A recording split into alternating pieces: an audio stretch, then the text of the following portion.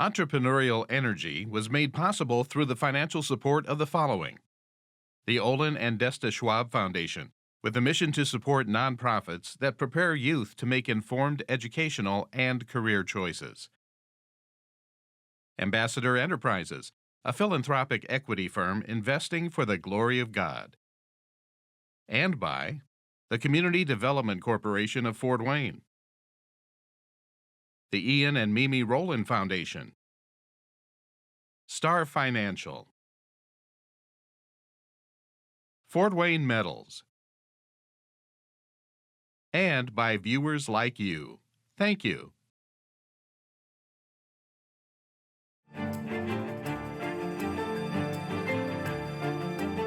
The days of working for the same company for 50 years and retiring with a pension are long gone.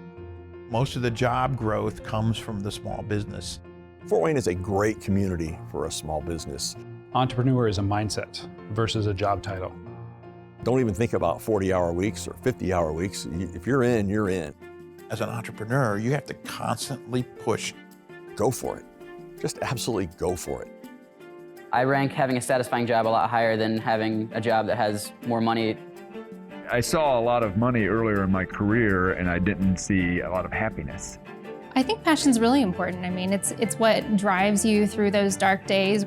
It's why I wake up. Failure is not an option. Do what you love. I feel like I've never worked a day in my life.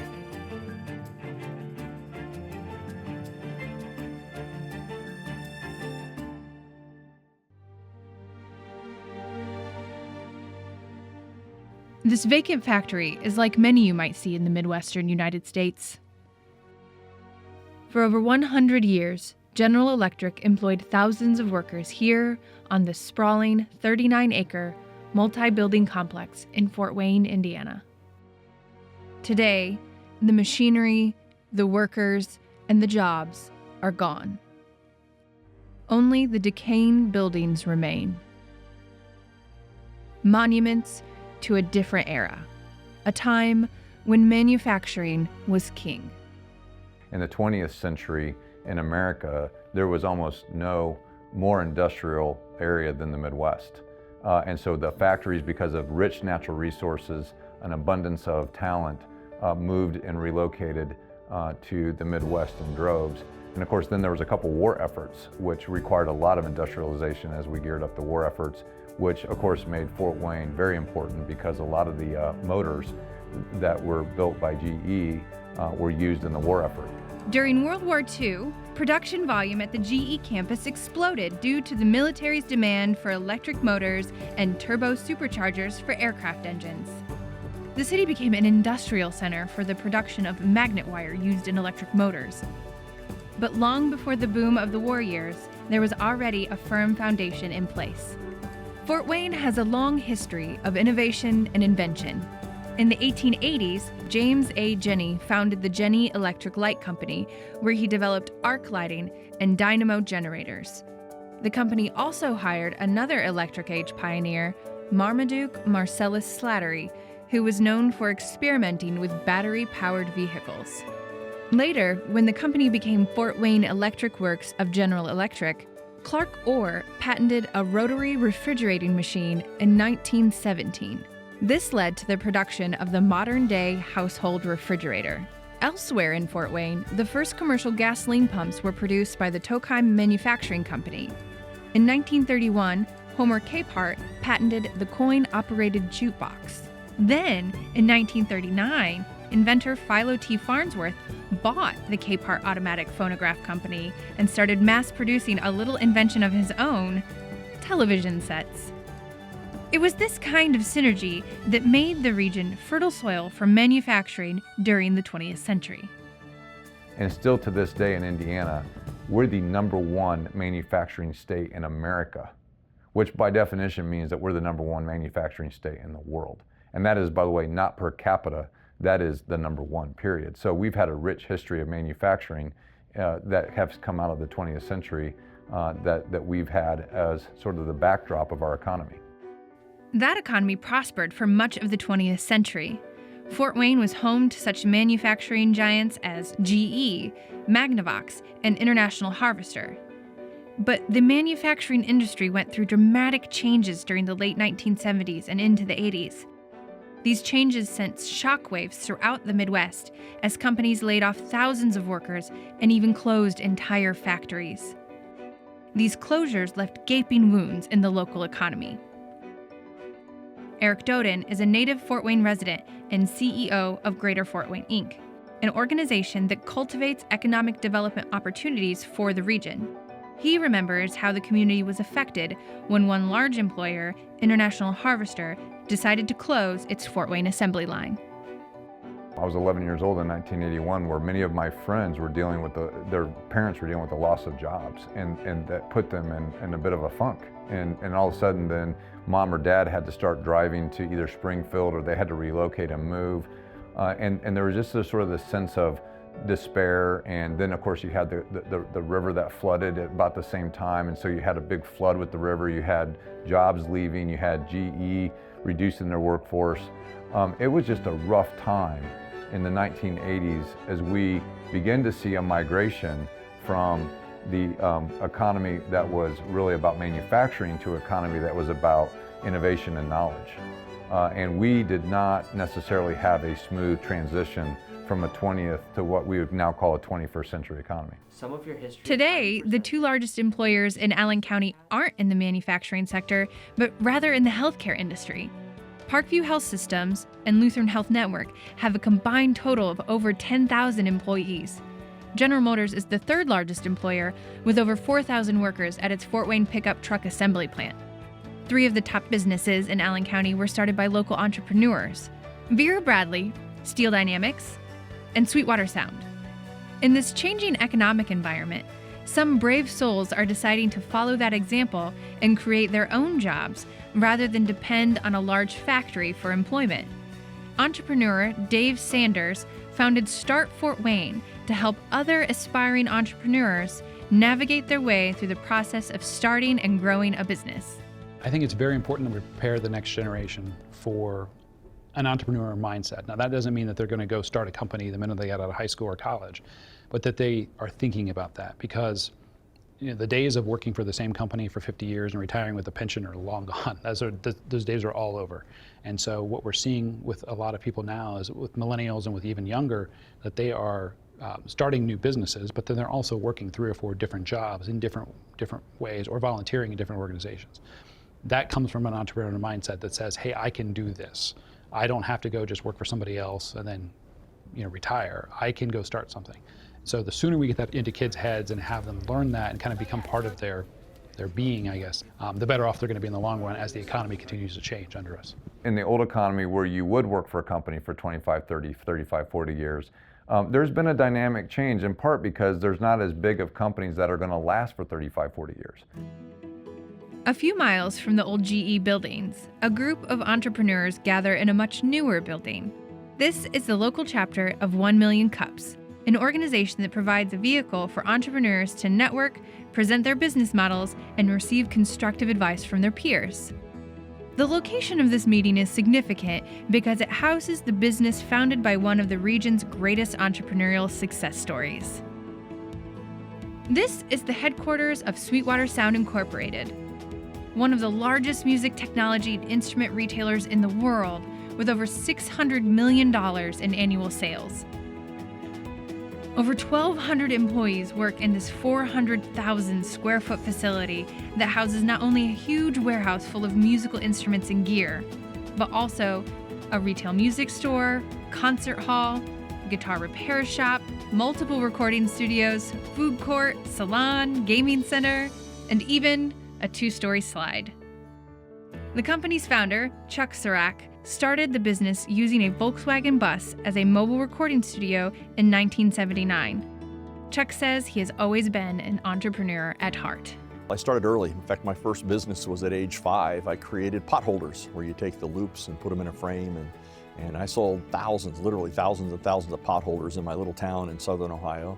And then I sold hot banana peppers. I had a bicycle repair business for a while. I had a newspaper delivery company where I delivered 300 newspapers every day of the week. And so I've always been entrepreneurial. Immediately after high school, I went on the road as a musician, and I played all over the country. played saxophone and keyboards, and I never really thought about going into business. What I really thought about is doing what I believed in and my passion. And so after being on the road for several years, I came home and started a recording studio with my VW bus, which sounds pretty funny today. But I would pull that bus alongside the local church or the school or the nightclub, and I'd run 100 feet of microphone cables inside. I would mic up the band or the choir or the preacher, and I'd sit in the bus with headphones and some recording equipment. And understand back in the late 70s, recording equipment was very expensive, but I had gathered a few pieces from being on the road, and I would just record all those various opportunities. And I never thought about it as a business. I just wanted to provide a service to my friends and to people that needed it, and that was creating recordings for them.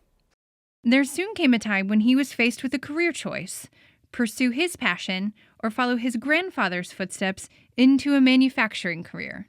What I do remember very clearly, I was in my late teens, early 20s, and sort of floundering, trying to figure out exactly what I wanted to do. And my grandfather, in fact, a lot of my relatives had worked at General Electric, and my grandfather came home so proud one day that he'd got me into the tool and die maker program at GE like he had gone through. And I had to sadly tell my grandfather, who I love very much, that tool and die machinery was not really what I wanted to do. And I'm sure I heard him at the time. I would say later years, though, when I became a little more successful, he was probably one of my biggest fans and supporters, and he understood that wasn't really what I wanted to do. Many have been inspired by the Chuck Surak Sweetwater success story, but growing a one-person business into a company that employs hundreds isn't very common, and it certainly isn't easy. Fortunately for Fort Wayne residents, there are several organizations who exist to assist small startups. One such organization is the Northeast Indiana Innovation Center, specializing in business incubation and acceleration. President and CEO Carl Lopan says organizations like the NIC not only benefit the individual small business owner, but also play an important role in boosting the local economy. For any community that's looking to excel, having a robust ecosystem of startup companies is going to be really important, because that's where the job creation is. And at the same time, we should be focused on creating many companies with as much diversity as we can, so that we're not as dependent on a particular sector or industry as we have been in the past with our manufacturing. My philosophy has always been that we don't want to be an economy that rests on just a couple pillars. Because if something happens, if a company has to move or there's a downturn in that particular sector of the economy, then we lose a very large pillar, and a lot of people could be hurt by that, or lose jobs, and we have trouble with our economy here. I'm more of a proponent of the rainforest model, where you have a lot of different companies. And each of them may not be as big as one of the large companies, but overall we have a much healthier, more diverse economy here.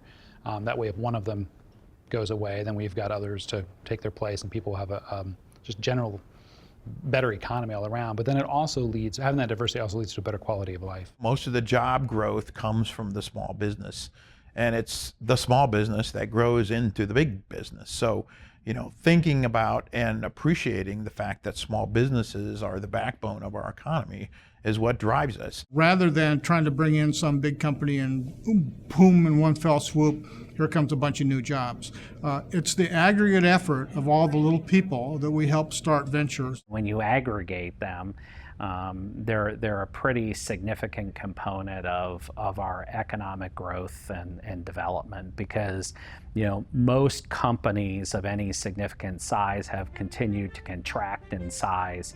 And at the same time, we need more startup companies that are growing and taking their place. In order to find out more about the process of starting a small business, we sought out veteran entrepreneurs, a few people just getting started in business, and of course, a lot of industry experts. One of the first experts we interviewed was Crystal Van Wallstrom, who at the time was developing new entrepreneurial talent at Indiana Tech as director of the C3, the Center for Creative Collaboration. We'll hear more about her new job title a little later on. During the course of our interviews, entrepreneur is a word that gets used a lot. So let's start by asking, what is an entrepreneur? It's a really interesting question, and it's surprising how many different answers there are depending on who you ask. I would say that it's somebody who's created an enterprise or an endeavor that is somewhat unique sometimes, but really has a lot of personal risk or risk involved. To me, entrepreneur is a mindset versus a job title. I think there are small business people that are entrepreneurs. I think there are people that work in larger corporations that are entrepreneurs. But I think it's about how you see the world and about how you attack problems. Entrepreneurs, in my mind, bring it on themselves to solve those problems and figure out ways to tap into the resources or find new resources that other people may not normally see. Generally, entrepreneurs are contrarians, right? So they see something that other people don't see, and they see the world a little differently than how other people see it. An entrepreneur is someone who is a venture in search of a business model. So I have to do things like think through my business model, go test it with people to make sure that I'm not the only guy on the face of the planet that thinks it's a good idea. And once I get that all established, I can just run the business. Another word that became a reoccurring theme was passion, along with several other important characteristics. The three things I really think that people need is passion for what their idea is, persistence to keep going because it's not going to be all roses, and push because they are the ones with the passion for their idea. No one else is going to make it happen. And as an entrepreneur, you have to constantly push to make it happen all the time. I think passion's really important. I mean, it's what drives you through those dark days when you really question whether or not this is a direction that you should be taking.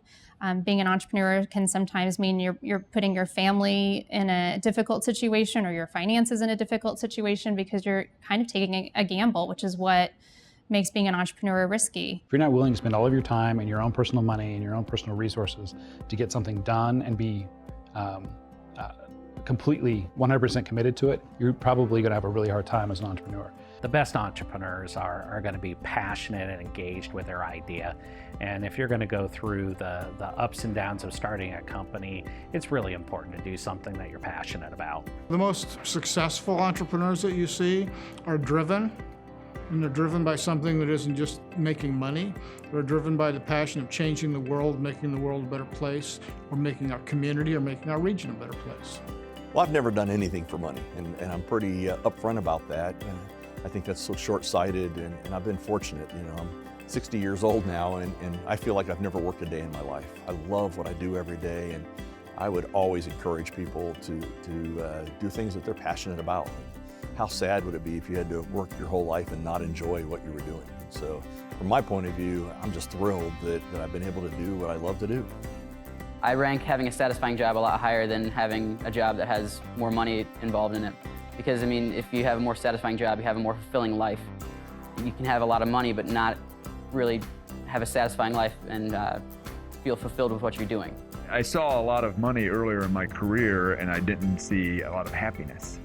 And so it was a big lesson for me. And so I have a wonderful life at home, a loving family, but we live modestly, and we find that the riches of life are not really financially related for us.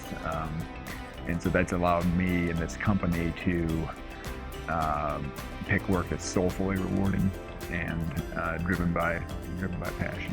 I found it to be more rewarding to me rather than not necessarily settling for a factory job or just putting yourself in that position to be comfortable, but passion. Doing something that I'm passionate about, honestly, it's why I wake up. It gets me up. It allows me to focus. It allows me to put my energy into something that I look forward to seeing results in. If you don't wake up in the morning and hop out of bed and be ready to just tackle the business, then you're going to have a lot of problems in the long run succeeding with it. A startup often starts out as a single owner, one employee business, but that doesn't mean an entrepreneur has to go it alone. Being an entrepreneur can be really lonely, especially when you're just getting started. You have this big idea, but you don't really know how to materialize it. And it's also overwhelming. There's a lot of components that go into creating a business or turning a product into something that you can commercialize. And so having a resource like the C3 at Indiana Tech is really beneficial because we partner with you. We become a support system. We can connect you to people in the community that have the expertise that you need. Globally, less than 10% of adults actually have started or are in the process of starting a company. So you're in a relatively small group of people, and so loneliness is part of it. When you're starting a company, a lot of your initial issues are because you feel like you're alone. I think it's really great for an entrepreneur to be able to come into a space like Atrium or go to one of the other organizations and see that there are other people that are struggling with exactly the same problems they are. And not only that, but many of them have already solved those problems. And so by having these resources and having networks for people to tap into, you can advance a lot faster and not make as many mistakes. The number one thing that entrepreneurs need is a network.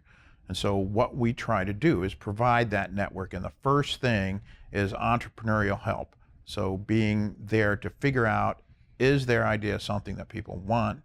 Also a network of capital providers, a network of accountants, a network of all those kind of things that people need to create a successful company. People connect with other people and their ideas, and they can form synergies that allow them to perhaps work together on a project, or in many cases might provide them with some answers to questions that they wouldn't have answered if they were at a Starbucks or working out of their garage. What drives me the most and why I started Start for a Wayne was because I'm an entrepreneur. I know how lonely it is to work out of your basement for 6 years and not really interact with anybody, and then continually have the stress and be judging yourself because you don't have anything else to compare yourself to. But most importantly for me, getting something like Atrium started and getting Start for a Wayne started was because I wanted to hang around with people that were like me. I've seen that happen in other communities where you have a large group of people that are all kind of working on their own but working in the same space. You get an energy off of that. So if you walk into one of those spaces, you feel more motivated to do better and be better at what you're doing, just because you're around those types of people. It's very important to have a community of entrepreneurs, very driven young entrepreneurs, in order to feed off of and invest time and energy and ideas into. I found it to be very important and very beneficial, just based on energy, When if you have a friend that's an entrepreneur, he's around the same age as you, if he's doing well, it kind of makes you look at your product and say, well, man, let me dig a little deeper. Let me kind of focus on something so that way that I can make sure that I'm stepping out and making sure that I'm doing well for myself too. And it's just been fun to see people grow as well. It's been very encouraging and inspiring to have a community around me. Entrepreneurship is infectious. The more you get entrepreneurs being successful, the more other people want to do it. Whenever you have an issue that's beyond you, you have a network of people you can reach out into, and most of those people are nice and genuine enough to the point where if they can't solve the issue, they'll be like, oh, well, I know someone who can. Here, talk to this person. People want and need other people to know that failure is okay, to know that here's a resource you can use, or just to talk about, hey, how do I do this? So having a place where people have common offices, along with entrepreneurial help, is very important. I'm a big proponent of the network effect, where things are exponential. So if you've got 5 people in a room, it's going to be, you're only going to have so much output versus if you have 30 people from that network effect of all the different people working together. The thing about entrepreneurship is that there are a lot of challenges. You have to be a person that wears many hats, and you have to be able to overcome a variety of things, from lack of capital, from lack of people wanting your product, to the fact that the market changes, the fact that somebody else is coming out with something you just thought of, to everything. So the biggest challenge actually of being an entrepreneur is the fact that there's so many challenges, and really what you need is the ability to not only use your own talents, but your network of people to help you get over those challenges. Just looking around and seeing that there's other people is an awesome thing, because when you're an entrepreneur, like there's times like where I've personally looked at it like I have so much to do. There's so much that I have to do. Because there is so much to be done, and one person can only do so much. Most startups need to start adding team members to help carry the load. Entrepreneurs come in many shapes, many forms, many sizes. We always like to say, if you've seen one entrepreneur, you've seen one entrepreneur. So the skills necessary are really dependent on that person, because nobody has everything they need. So we recommend that they get a team to fill in for the things that they don't have. It's also knowing what you're good at and what you're bad at, and where you need to find alternative sources to support you. So, I assume that Chuck Sorak, when he started his business in the back of his VW bus, didn't have the skill set to know how to grow it into a multi-million-dollar company that it is today. And so finding the right team members and the right people And making those decisions in a wise and thought out manner is probably the hardest thing that I think entrepreneurs and startups face. When you're a young person starting a business and you're asking for help, you are asking for help. And so you go to these folks to help you. You have to understand that they don't have the same dreams and same ambitions as you. They haven't worked on the business plan like hopefully you have. And so you take what they say and you put a lot of value in it, but you also have to realize it's your idea, it's your product, it's your concept. And so if you really believe in it, you have to run with it and run hard with it and own it. And you have to be willing to work hard. No one's just going to hand it to you. It's more important on the execution and the strength of the team. The idea obviously has to address a pain or problem in the marketplace, but the idea is the admissions ticket, to get into the park, but it is not going to be the main attraction. So you should always double down on the entrepreneur and the team over the idea. Well, it's a kind of a chicken and egg, right? Like you have to have a good enough product that people want to sign up, but you have to continue to improve that product and make it relevant for people to continue to use it. And in some ways the market kind of defines whether or not you have a good idea.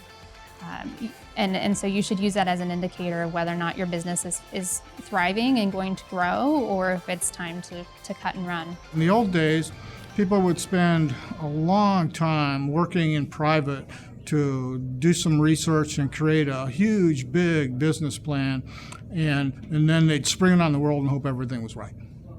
Maybe it was, maybe it wasn't.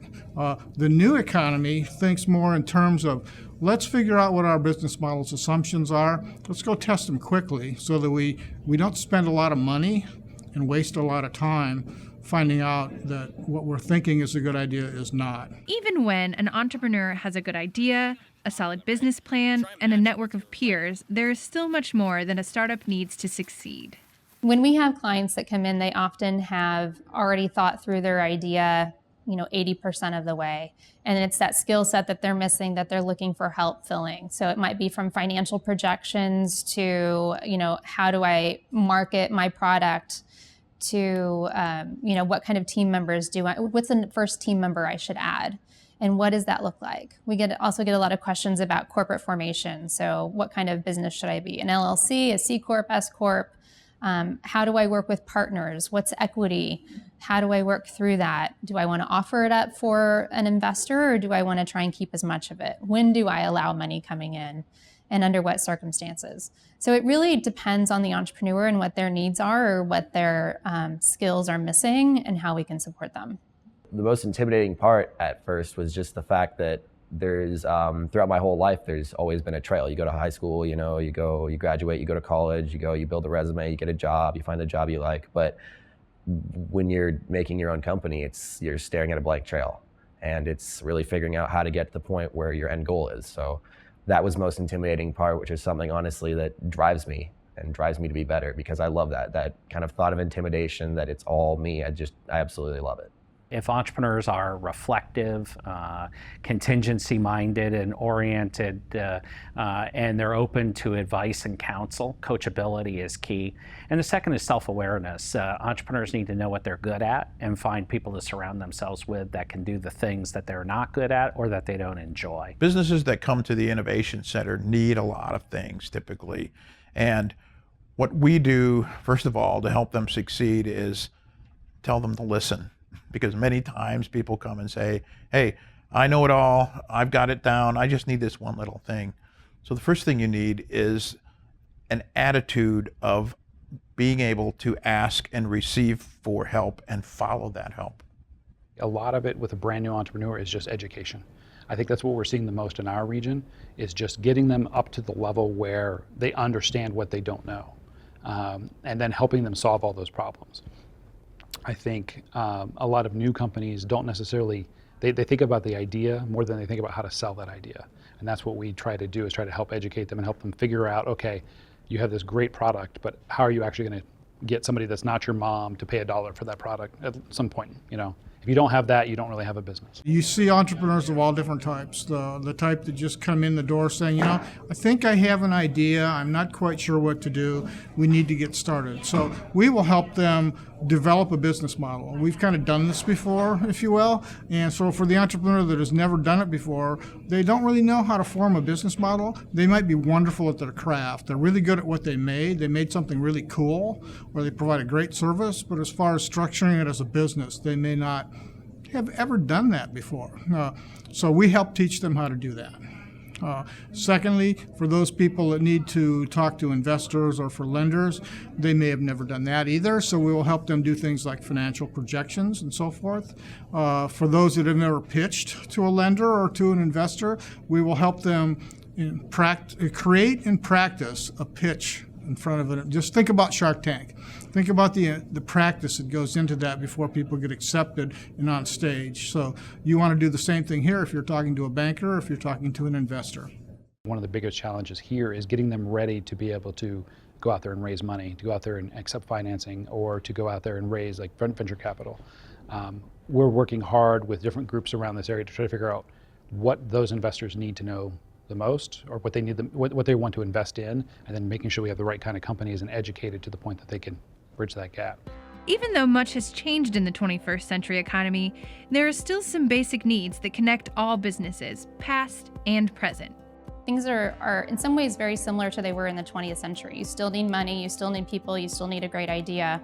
But I think what's different in the 21st century is the amount of work that you can do yourself, the technology advancements that have happened, so that $5,000 that you have now, you might have needed $50,000 to $500,000 in the past. But with the technology advances, you can really do a lot of it on your own. Give yourself a laptop and a really good idea and some time figuring out what you need to do, and you can create that business. I think also, given technology, you're not necessarily thinking locally. You can be a global player from anywhere. And so your business really can scale and reach people all over the world. Technology has completely changed the landscape because there's a saying that says nobody on the internet knows if you're a dog because they can't meet you, they can't see you. You're just a business, you're just online. And likewise for a startup, you can devote the energy and time to make your brand, your website, your e-commerce, for instance, look as good as a multi-million-dollar company. Visual identity is one small piece of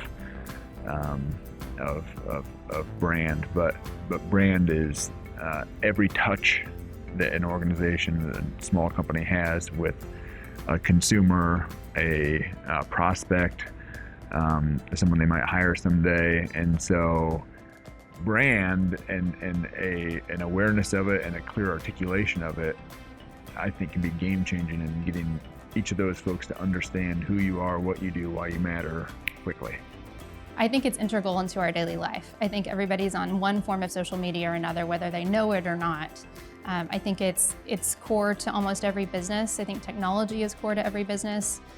The way that you market and you reach your target audience is much more customized and specific in a way where it was more general. Putting it into a newspaper where somebody may or may not pick that up and read it that day or ever, versus something that's online that gets targeted specifically to you when you want to see it or when you need to see it repeatedly, really makes for a different engagement with your customer. For a community like Fort Wayne, using the internet allows us to tap into a whole other market that you wouldn't have had 30 years ago.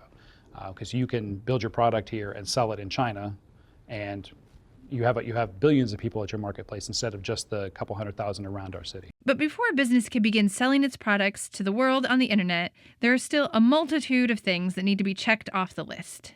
You need to do your competitive research. You need to figure out what's different about you. You need to be able to tell your story in a compelling way. You need to find your audience. You need to figure out how to reach them in a way that they're going to create an action and actually sign up or start using your services. And then you need to make sure that whatever you're doing makes them come back over and over again, because you want those repeat customers. It takes so much to get something as simple as one product out. The time frame as well. Some people may think that it would be, oh, I have this idea, within the next few months I should have something kicking, but you really have to start to think about what it takes to really get the product out, what it's going to take to advertise and promote the product as well, and the purpose behind the product. Devonte Beckham is an artist and athlete studying entrepreneurship at Indiana Tech. He hopes to soon publish a children's book, but learning the business side of art has been a real eye-opener. As an artist and an entrepreneur, the work it's a big load. It necessarily does not only take drawing, which is what we as artists would like to focus on. It takes the drawing part of it, it takes the purpose behind the art, it takes the promotion, it takes targeting specific audiences and age groups in order to convey the product in the right way. There's so much. With so many variables, it's no surprise that many businesses fail early or never get off the ground at all. But there is hope for those who are willing to persevere. The skills that I see an entrepreneur needs to have the most right now is what they call grit. I think, again, with the internet and with technology, you can learn pretty much anything you want to learn if you apply yourself. I think what divides a successful entrepreneur from an unsuccessful entrepreneur is basically their work ethic and them driving themselves to go learn and talk to people.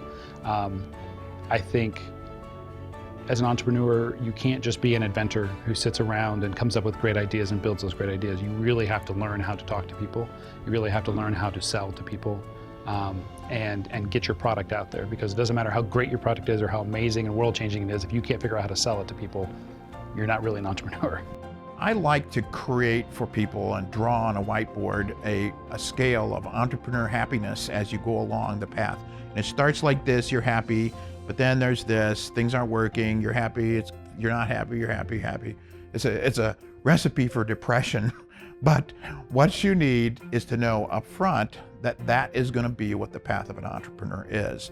And you have to have the persistence to push through and make the changes to go from the unhappy state where nothing's working to the state where, okay, things are starting to work. The very first thing is persistence. No, everyone will say that. It's like, just don't quit. What's the number one rule? Don't quit. You want to succeed? Don't quit. Secondly, you have to become an expert in your field. It's nobody else's job but yours to go out and talk to every customer that you possibly can, all the other people that are in the marketplace, so that when anybody comes to you and says, so tell me about doing the food business in Fort Wayne, what's that like? You know, just like that, you know everything about it. Especially if you're going to work with people that are lenders or investors. Who would want to invest in a company where the answer is, I don't know? So you have to become an expert in what you do, and you have to be persistent. You have to be able to please your customers, and you have to be able to sell product. In the end, it doesn't matter really what you do or how you do it. If you can turn around and sell that product to somebody, then you're going to have a better, more successful business. Go for it. Just absolutely go for it. And you also have to be prepared to be all in. You know, I was willing to sacrifice some relationships and some personal time because I was going to make the business work. Failure was not an option. So, you know, don't even think about 40-hour weeks or 50-hour weeks. If you're in, you're in, and you want to just breathe, live, and think it. I would also say what's really worked well for me is always do things the right way.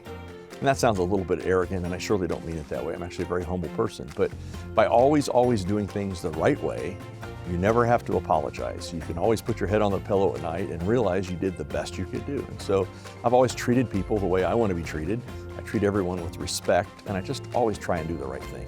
The most important characteristics for an entrepreneur to have for long-term success and happiness are to operate with integrity, to be kind of true to your core, true to your mission.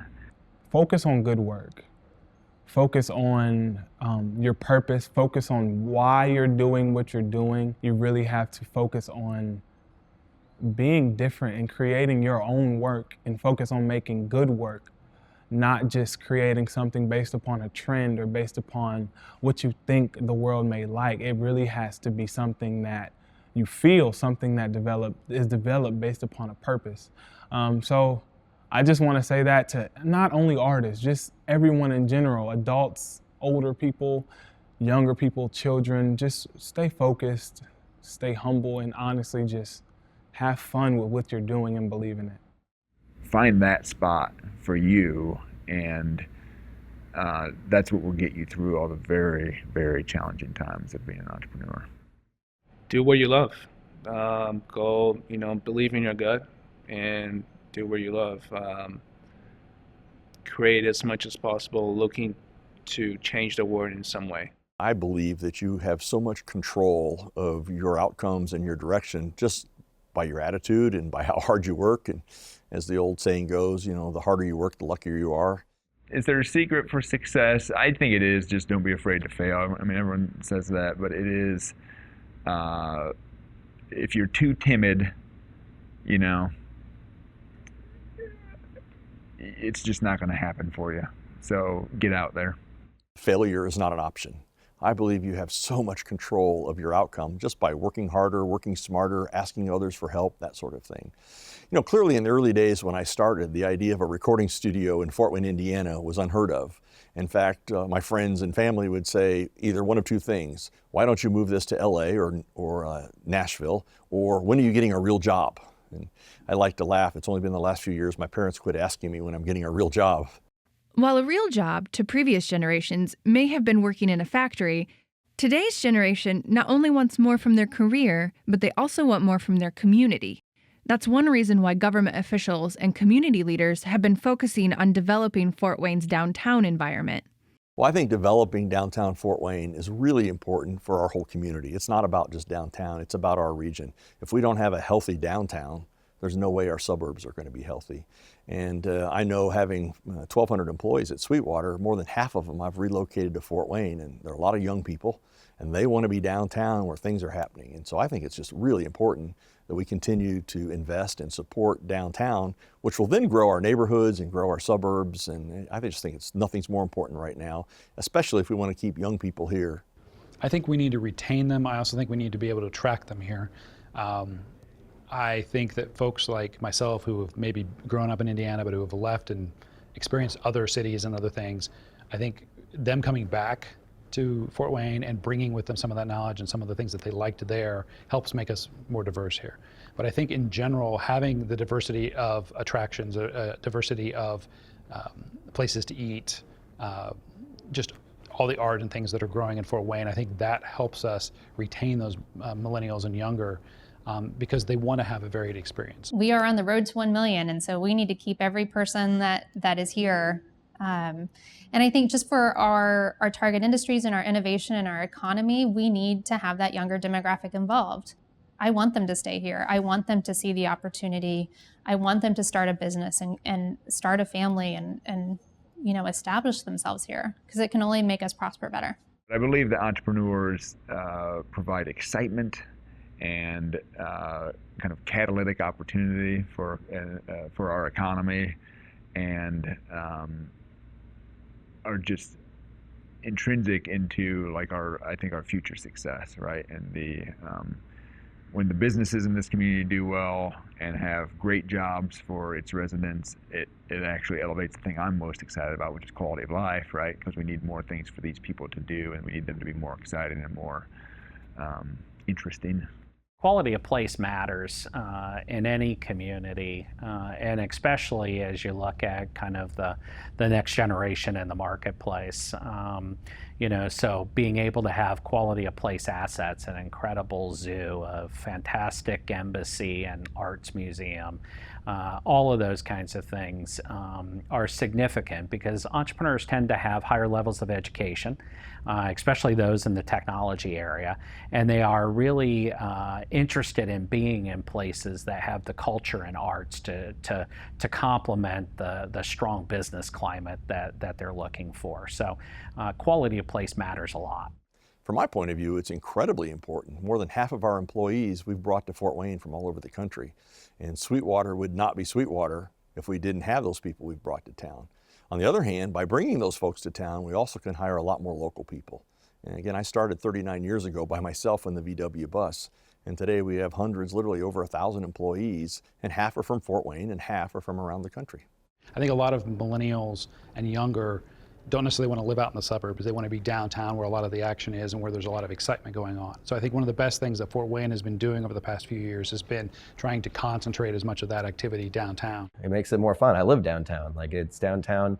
It needs to have that community and that culture that bigger cities do, and you know, we're working there. So any of those programs doing that, I'm really all for. All of the other improvements in nightlife and in restaurants and in shopping that's been going on downtown helps draw millennials downtown. Along with all of the housing so that millennials don't have to necessarily own a car, they can drive and walk to where they want to go. I think it's what we're doing right, and I think we need to continue to move forward with that. Downtown development's important because to me, the downtown is our living room. The suburbs are our bedroom. So if you think about where do we live in our family life, we live in our kitchen and living room. And that's where we come together as a family to be a family. Now, when we're tired and want to read a book and want to get away from everyone, we go to our bedroom. And there's a lot of parallels between what happens in our suburban communities and then what happens with our downtown. There is nothing that excites me more than to come downtown on a weekend and see all the people and diversity running around having fun. And they're having fun as a community.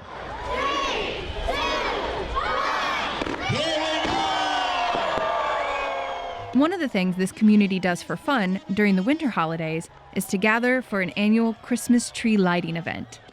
These are the kind of events that pull people together from all walks of life. This joyous occasion is taking place only a few blocks from those vacant factory buildings on the former General Electric campus. For years, these buildings have sat cold, dark, and lifeless, no longer an active part of the community. But that is about to change. There is something happening on this night. Buildings that are normally dark are illuminated by brightly colored lights. People are gathering for a celebration. It's a block party atmosphere complete with games and music. The reason for this celebration is to commemorate a new plan to bring life back to these old factory buildings. One familiar face in the crowd is Crystal Van Wallstrom. When we began production of this documentary, she was with the Center for Creative Collaboration. Now, she is the Managing Director of Innovation for Electric Works. Electric Works is a $460 million redevelopment project that will renovate and restore much of this 39-acre complex into usable space for the businesses and residents of this community. This project is the result of a lot of hard work from many organizations and individuals. Tonight, Eric Doden is celebrating with his team from Greater Fort Wayne, Inc., who helped make the Electric Works development deal a reality. Fort Wayne Electric Works is an innovation district that's live, work, play, learn. That's the essence of what happens at Fort Wayne Electric Works. The vision for the property is an innovation district. So you say, well, Eric, what is an innovation district? Well, an innovation district, it really has four components to it. It has an educational component. It has a commercial component, so businesses located there. It then also has a residential component, and it has a retail component. So now this makes it an 18 to 24-hour place, right? Because you can work there, you can play there, and now you can sleep there. And so this is a community that's actuated all the time with energy. And then of course the last component is the retail. I think personally that one of the most exciting components, because this is where we come together and have a beer, have a cup of coffee, have a dinner, meet people and collaborate and start businesses. There will also be incubation, acceleration, and startup space. So you're going to have all kinds of activities on this 1.2 million square foot that will really lead, and the whole goal is innovation and what comes out of it. And what we think about Fort Wayne Electric Works, it creates the conditions for people to be innovative and start companies and create things. We estimate that at its peak, they'll have at least 400 startups that we can identify in that space. We get to play a very small role in helping reinvigorate something that we estimate at least 500,000 people will go to every year. In its full capacity of the 1.2 million square foot, there could be as many as 3,000 people working there. I don't think we know how many people would actually be willing or able to live in that space, but it could be hundreds if not thousands. And that in and of itself gets very exciting, especially for our southeast corridor and all the neighborhoods in that area as they begin to experience the benefits of taking that factory and making it useful. The cool thing about this project is you have 16 discrete buildings. So you can kind of do it as the market dictates. So the more leases you have, the faster we'll be able to do it. The fewer leases you have, the slower it will go. But we're pretty confident that as this thing comes to fruition, that you're going to have a lot of people that are going to be coming to this space to take advantage of the opportunity. Almost everyone that I meet has had a relative that's worked there. So when you think about 320 to 350,000 people in our county, and you think about it had 15 to 20,000 people work there, it's not hard to see how people are 1 degree separated from someone who used to work on that campus at GE. So I think from an emotional perspective, seeing that repurposed into something that's economic value added is very important from a psychological and emotional perspective of our community. And I couldn't agree with them more. I mean, I get goosebumps thinking about how exciting it's going to be that we can actually physically walk on that property, enjoy that property, use that property, and innovate in that property. With the development of Electric Works and other downtown improvement projects, the entrepreneurial ecosystem in the region seems to be advancing rapidly. Several organizations are in place to help entrepreneurs at every stage of this process to make their startup dreams a reality. There is such an abundance of resources available to entrepreneurs of any age here in Northeast Indiana that we don't have time to highlight all of the options. However, some are quick to point out that the work isn't finished yet. The entrepreneurial ecosystem in Northeast Indiana is still fairly immature, and that's because it hasn't really gotten to the point where everybody in all our counties around here are really thinking about entrepreneurship as a career option.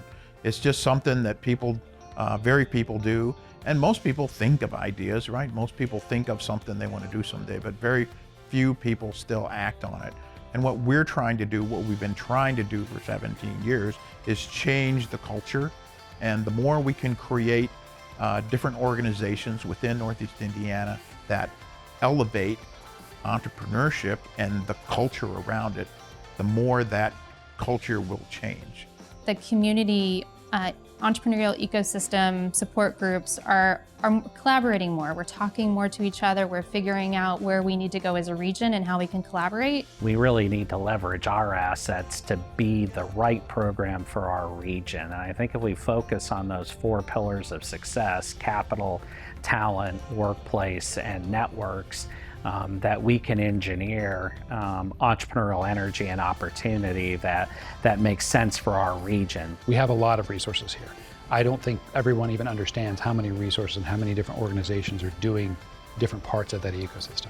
I think what our next challenges are as a region is to basically figure out how to bring all those resources together and make sure that we're getting people to the right places. Our ecosystem continues to evolve as we find out what it is that entrepreneurs need to be successful and how we overcome some of the barriers they face and obstacles that they face in starting businesses. I think it's important to remember that entrepreneurship is not just for small one-person startups. It's also for all the other corporations, small, medium, large, that are here in Fort Wayne. And what we really want to do is take this entrepreneurial process and infect the rest of the companies in Northeast Indiana. Our region has a really good opportunity right now. I think that if we can figure out how to use the resources we already have, but then also really pinpoint and help grow the right organizations and the right networks in our town, I think we have a really good opportunity to kind of move ourselves away from that industrial economy that really drove our region for so long and figure out how we can apply that to the new economy. We really want to position ourselves as an entrepreneurial community of choice. So when entrepreneurs are thinking about where they can start, grow, build a successful business and scale it, we want them to be thinking about our community and region, and especially want that option for for our children and grandchildren in our community to have more options to have cool jobs, doing the things that they're most interested in, and we have those opportunities here in our community. So to make sure we get a second look, where traditionally even, as my oldest son graduates in a few years from college, that gives us a second look before he goes somewhere else. And I think as we build up our asset base and our commitment to entrepreneurship and innovation to kind of fuel the future of our economy, hopefully more and more of our kids and grandkids would be able to give Fort Wayne a second look and see opportunity that would keep them here. I really think that Northeast Indiana and the Innovation Center can be a hub for entrepreneurship that is nationally and internationally known. And I think that because I hear more and more venture capital, people with money saying that they want to invest in the Midwest and that they're looking for organizations such as ours that have companies that they can invest in. There is so much that is left to be done and so much opportunity that really anybody, I think, can come here and find a job, find a house that they can afford to live in, and have a life that is rewarding and full of community. So all I see about Fort Wayne and the region is its vision and where it's going to go, and I'm excited to be a part of it. Our vision for the future and our path is to build this nationally recognized economy that gives more people within our region, the 1.4 million people, more opportunities than we've ever had in the history of our community. And that's what gets us up in the morning and gets us to work. Because we know that if we do our job well, that 1.4 million people over the next few years will benefit from that. And we don't know where they should work. We don't know what job they should have. We don't know what their dreams and aspirations are. We just want to give them more opportunity to dream bigger, to do more, and to have a great career that they can be proud of at the end of their career when they retire, and then be plugged in the community and have some community pride. Fort Wayne is a great community for a small business. We have all the advantages in Fort Wayne or in this region, Northeast Indiana, all the advantages that you could have anywhere in the country. And we have a low cost of living. It's a great place to live. It's a great place to start a business. There's all kinds of tools and resources and other successes from other businesses and people that can help you. And I can't imagine having a business anywhere else other than Fort Wayne, which is why not only I have Sweetwater, but I have 11 other businesses in this region. I think it's a great place to do business. And so, as past and present converge to become the future, it looks like Fort Wayne will continue to be a great place to do business for many years to come.